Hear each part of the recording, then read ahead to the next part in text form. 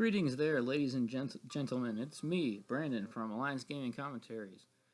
And I'm going solo on this one because my brother is at work and he couldn't make it here.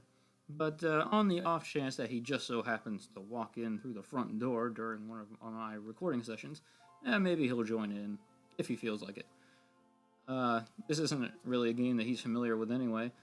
But what I have for you today is one of my personal favorite games of all time, even though I've only been playing it for about 5 years now, thanks to the likes of Brain Scratch Commentaries for introducing it to me.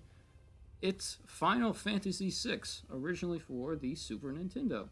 And if you're thinking to yourself, wow, the graphics on the Super Nintendo look really amazing, don't think that, because I actually just edited in the PlayStation 1 port's fancy animated opening, which actually looks pretty neat in my opinion.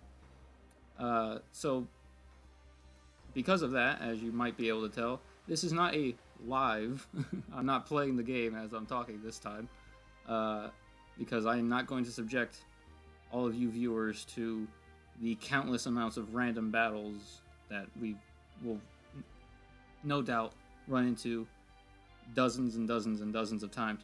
So I'm gonna go ahead and let you guys know that this is a post commentary. I've already recorded about half the game at this point, and edited most of those parts. So we don't have to sit through watching all the random battles over and over again. So how this is going to work is that since I've already pre-recorded this, I'm going to let us watch every new encounter once, and then every encounter that's the exact same after that, I'll edit it out. You'll just see the screen go all blurry, and then we'll move on with our lives. On the other hand, if it's a mandatory battle, I won't skip those because, again, they're mandatory. I had to go through them, so bear with me. You'll have to go through them with me as well. But I have little history with this game, and yet I was able to make a lot of good memories with this, so I'm really excited to be able to play this game. Oh man, I'm gonna be gushing a lot here, folks, because much like the Mega Man X playthrough, like I could play that game with my eyes closed, and while I couldn't physically do that with this game, just because of how long it is, it's gonna be a great time, folks. So yeah, if I had not edited in the PlayStation 1 intro, you would have just seen it say Final Fantasy 3, because for those of you who don't know, even though this is Final Fantasy 6, that's what it was in Japan. Because we never got Final Fantasy 3, or excuse me, we didn't get Final Fantasy 2, 3, or 5 here in America. So we got Final Fantasy 1, then we got Final Fantasy 4, which we called Final Fantasy 2 in America because they didn't want to confuse players and say, well, why do I have Final Fantasy 4 but not 2 and 3? And the same thing happened with Final Fantasy 5. We didn't get that one, and we jumped right to Final Fantasy 6, so we just called that one Final Fantasy 3. So, alright, so now we're getting into the basic plot of this game. 1,000 years have passed. Iron, gunpowder, and steam engines have been rediscovered, and high technology reigns. So you can see this isn't, despite it being a fantasy game, it is definitely not taking place like in the far future. Nothing in this game is really futuristic. In fact, I'd say it's most of the technology that you would see is rather modern. I don't know what I did there. Anyway, so yeah, that again, playing this on the I'm playing this on the Wii Virtual Console because I don't have the original Super Nintendo version, so I guess that secret's out. Anyway, can it be that those in power are on the verge of repeating a senseless and deadly mistake? Probably, because as we all know, history likes to repeat itself. Alright. let's get our introduction to our first main character. There we go. I was like, where are they? Anyway. Alright, so we have, I believe this one's, yes, this one is Vix, and then the other soldier in the brown armor next to him is Wedge. I think that's like some kind of Final Fantasy inside joke, Vix and Wedge. There seems to be a lot of those guys in the Final Fantasy series. Much like the name Cid, which I think is in like every Final Fantasy game. But we're not concerned about those two, they're not very important. We're only concerned with the girl in the green hair there, which, again, if you were watching the fancy animated opening, it's the same girl, but in the opening she had blonde hair. I think that's just a difference between the concept art and in-game models. Because in concept art she has blonde hair, whereas in the actual game it's green. So, whatever. I'm not going to watch that part because basically all they're going to do is walk to this town for like 20 minutes. It takes a while, so I just skip that. Let's put her on point. Alright, so she's wearing a this girl that we don't know whose name is yet. I mean, I do, but I don't want any spoilers. Even though this game's like 20-something years old. But they mentioned that she's wearing a crown on her head, which allows them to take full control of her. So basically, she can't, disobey orders. She has no idea what she's doing. She's not in control of her own actions. All right, but we don't even know her name. All right, and so I'm showing here the menu. It's basically blue. We have an active and a wait battle system. I prefer it on wait, so that way if you're like hovering inside your magic menu or your fight menu or something, enemies can't like attack you while you're thinking about your next move. I know it seems like the more it is the easier option. I will give it that. But battle speed. The lower the number, the faster the battles move. However, the battle speed meter is a bit glitched in that it only affects the enemies. So, if you set it to 1, which is really fast, the enemies are going to get a lot more turns than normal, and you're going to remain unaffected. So basically, you'll still get the same amount of turns, whereas they're going to get probably like double.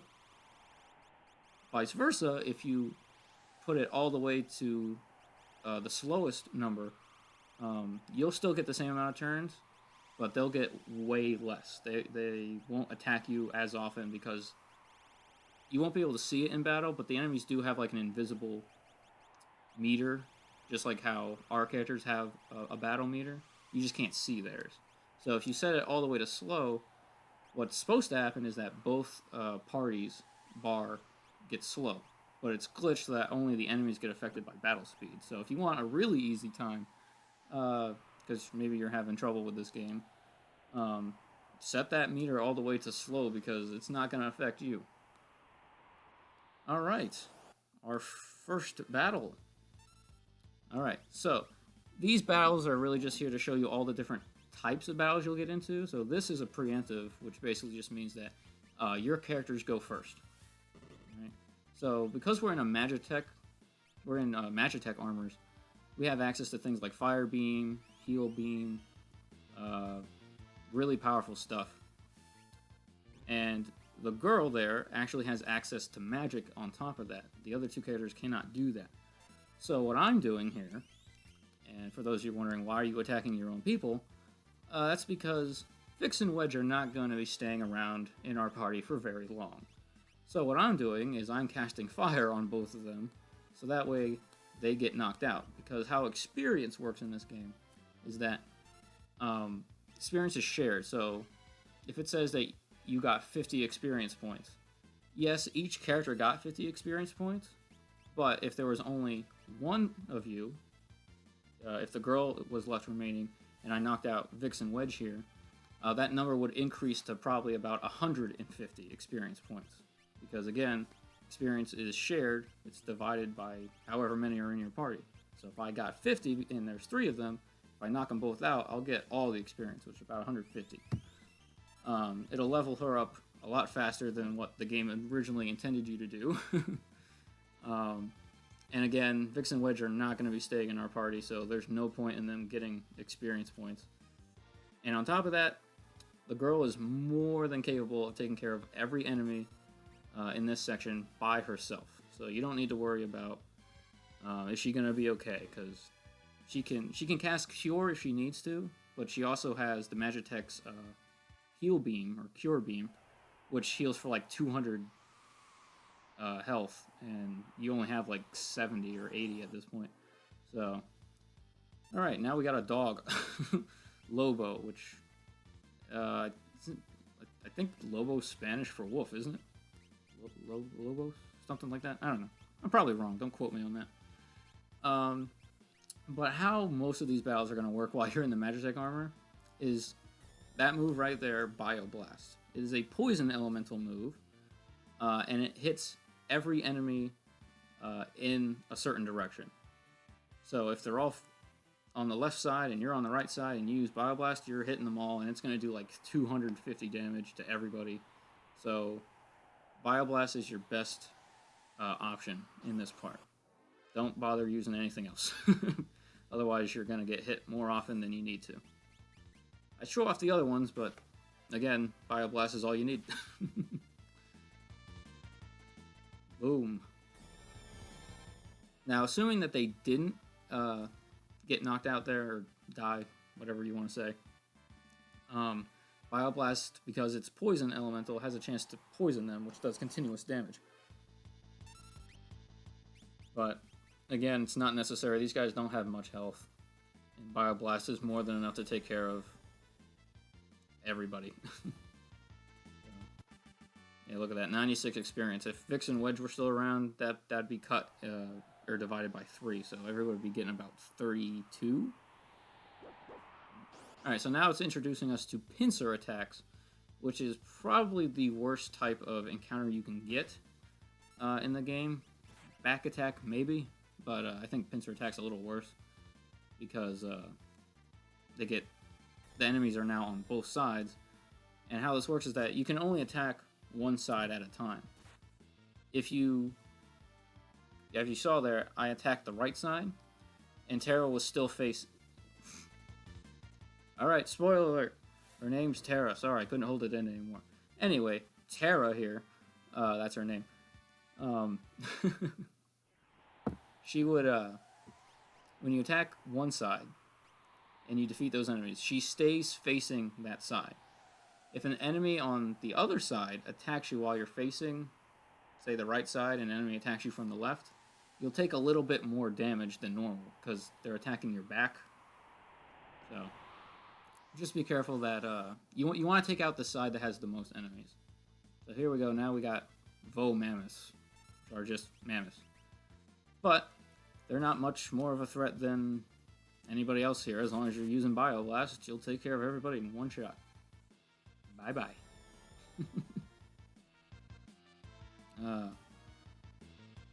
Yep, and that gave us a hefty amount. And we learned Antidote, which is antidote. So if you get poisoned, you can use antidote to cure poison, so that way you're not poisoned anymore. So that's nice. One of the things about this game is that in Japan, you can say a lot more in writing than you can in English. So the text boxes are a little small. So in Japan, that's actually called antidote, because like one symbol is like a couple. It might even be like a couple of letters here in America. So they can say antidote with their symbols much shorter than we could spell it out in English. So they didn't bother to increase the text boxes for the American version. So a lot of the names had to get changed in order so that they could fit inside the text boxes, or they flat out just kind of cut them. We'll see more of that stuff later. It actually ends up getting pretty hilarious with the translations and things that they had to do just to make things fit inside a text box. Alright, so let's move on. No, I guess not. We won't hand over the Esper. Welk, get them. Get them. There we go. Alright, so we have our first boss. I will say that the boss music in this game is a little like I personally really like it. Compared to some of the other Final Fantasy games out there, which I haven't played much. I've only played 4 and 13, which I don't want to talk about that game. But Final Fantasy IV's music was really good, and this game has great music too. But I do think that the boss music is just a little bit lacking. It kind of repeats a little too fast for my liking, but it is still a pretty good piece. Alright, so how Welk works is that as soon as the battle starts, you want to try and hit him with a tech missile, because that's actually your most powerful attack. And you want to hit him in the head. Don't hit his shell, or else he will counterattack with a really powerful lightning spell, for this point in the game anyway. But every so often, and I'm pretty sure it's random, he'll go back into his shell, and then it just becomes a waiting game. At this point, I can't do anything. I have to wait for him to come back out of his shell, because if I hit his shell, he'll probably annihilate me, honestly. So every time he says Gru, he's either going to go in his shell or out of his shell.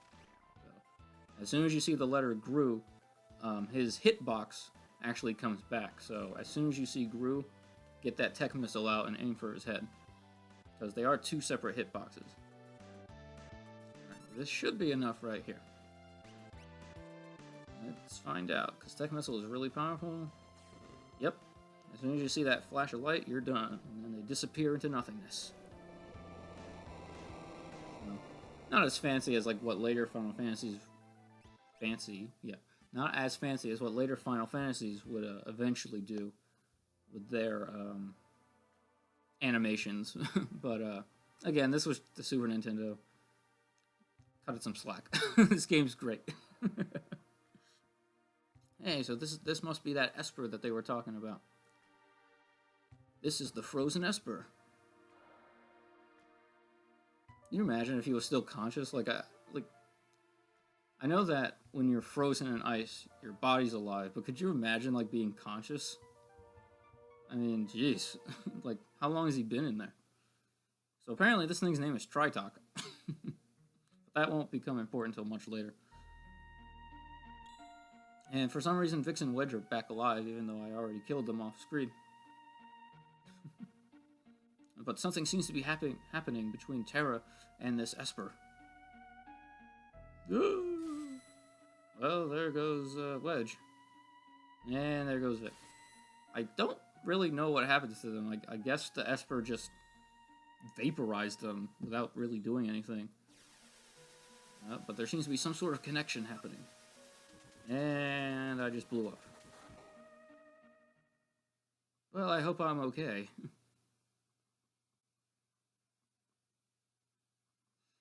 Well, I guess someone took me home. Hey, that must be him. Alright, so you actually have to move out of the bed. That's why it took me so long to get out of the bed, because I was thinking to myself, any day now, this cutscene's gonna take place, and I'm like, oh, wait, I have to move. Head hurts. Hey, so yeah, that's the slave crown, right? So yeah, they had complete control over me. I couldn't control my own. I mean, I could literally, yes, I chose what moves to take, but my reasons for being there were not of my own. A mysterious young woman controlled by the Empire and born with the gift of magic, and her name is Terra. And in this game, everybody's name is like in all caps, unless you choose otherwise. So yes, her name is Terra. I want to shout that out. That gets a little humorous later. Oh no, we got dogs, they're barking.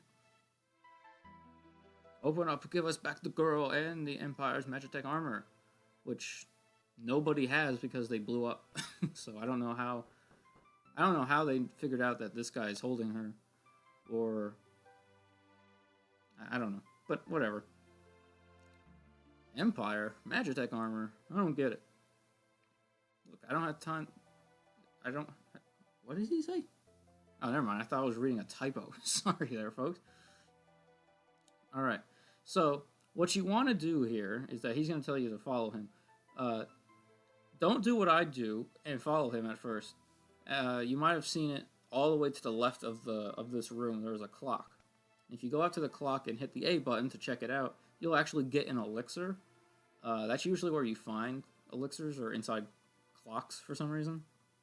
So if you ever see a clock, not like a little alarm clock, but one of those standing old time clocks, the ones with the chime on it that goes back and forth, check those out, because usually you'll find an elixir in them. Alright, so here we have were-rats. They are poison elementals, so you don't have access to poison moves yet. But I could have encountered those while I still had the Magitech armor. So if you had the Magitech armor and you encounter them, don't use Bioblast, because it'll heal them instead. Alright, now we got Repo Man and Vaporite, and none of these guys are really spectacular. One hit is enough to take them all down. The Repo Men have, I don't know what the odds are, but when you defeat them, they have an odd chance of doing a, what would you call it? A desperation attack, right before they die.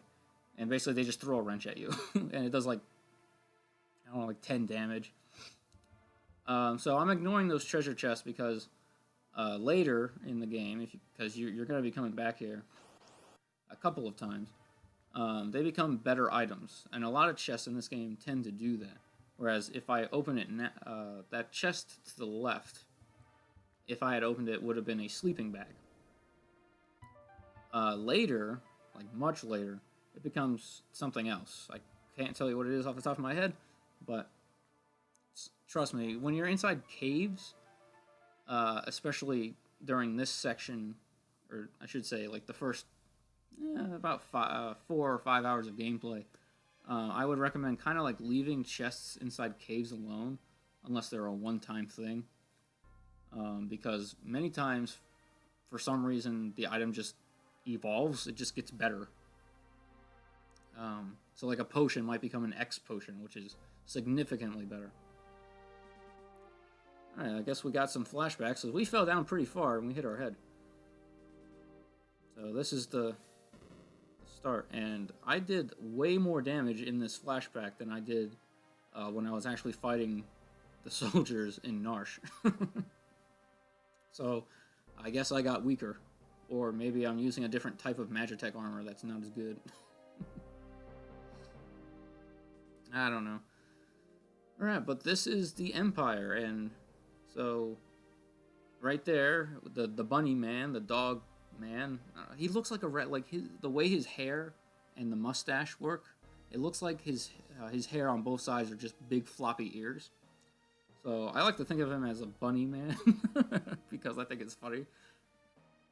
And I'm not sure if they were going for like a Nazi reference here, but I'll just leave it at that. I don't want to offend anybody. But anyway, so yeah, that was Emperor Gestal. He also kind of has a German-ish name. But again, I'm going to leave that part alone. So anyway, we got knocked out. But who's this young fellow? How goes the robbing and plundering? Treasure hunter and trail-worn traveler searching the world over for relics of the past. So folks, we are now introduced to Locke, this game's thief. Term is treasure hunter. He's a thief. Anyway, so how Locke works is that he has pretty decent physical attack, and every character in this game has a unique skill that no other character has. In Locke's case, that is the steal ability. Much like previous Final Fantasy games and those that would come later, the steal skill gives you a chance to take an item from an enemy. You won't do any damage, and it does use up a turn, but some enemies in this game have some really good stuff. So in certain instances, it might be a good idea to not attack and instead try and steal. Having said that, the